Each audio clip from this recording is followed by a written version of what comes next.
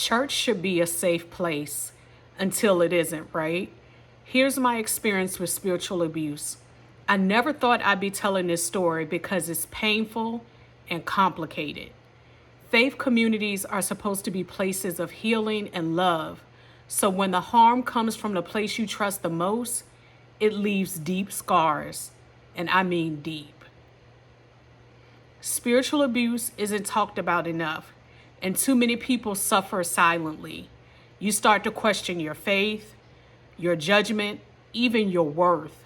For me, it wasn't just about leaving a church, it was about untangling my faith from the harm people caused in its name.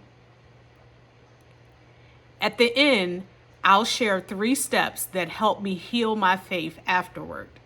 I wish someone had told me these steps sooner. They aren't overnight fixes, but they gave me a way forward when I didn't know where to start. My breaking point. I stayed silent for a long time, even when I knew things at the church that I was going to weren't right. And what I mean by that is that the church that I was going to, it had a lot of rules. And you may say, well, Kimberly, what kind of rules did they have? Number one of the rules was you cannot date unless you have the intention of being married. And if you do date, then you and the person that you are dating have to go on group dates. Like you have to go in a group. Number 2, one of the other rules was if you are horny and you go to your pastor and you say, or one of the elders and you say, hey, I'm feeling horny, and they'll say, you know what, go take a cold shower, and that will like wash that horniness away, you know?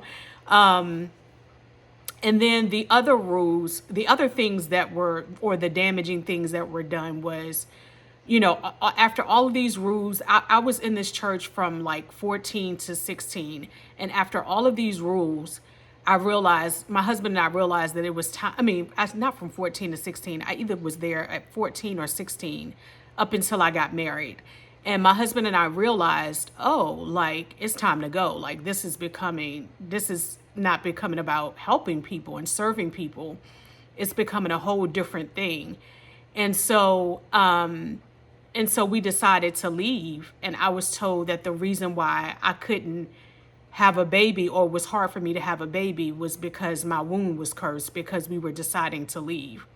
So that's what I mean when I say I stayed silent for a long time, even when I knew things weren't right.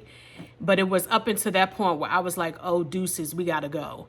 I thought keeping the peace was the godly thing to do, but silence only protected the people causing the harm, not the ones that were being hurt, like me and my husband and other people. Step 1, naming the harm.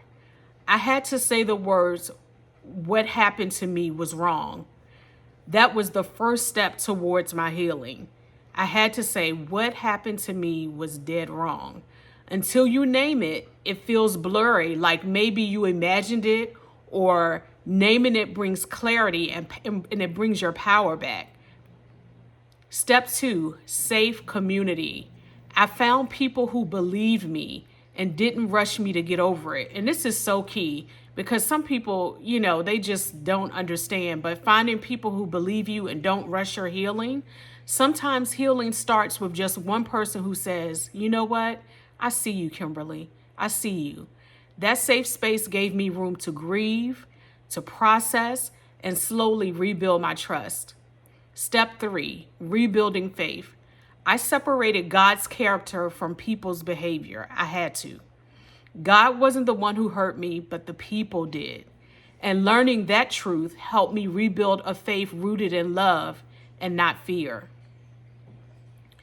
You can heal your faith after church hurt. It doesn't have to be the end of the story. I no longer attend church, and maybe one day I will if I find the right community. I left church, but I didn't leave God. I called church the bubble. I left the bubble, but I didn't leave God. But I did find out that, Oz is only Richard Pryor. Like I had put this pastor on this pedestal. Your relationship with God can look different than before, and it can be healthier, stronger, and freer than it ever was in the past. Have you experienced spiritual abuse? If so, you're not alone, and I want you to share your story here. Your voice matters, and your story can help someone else feel less isolated. This can be the place where we start breaking the silence together. So let's do it. I want to hear from you, and I look forward to seeing you in the next video.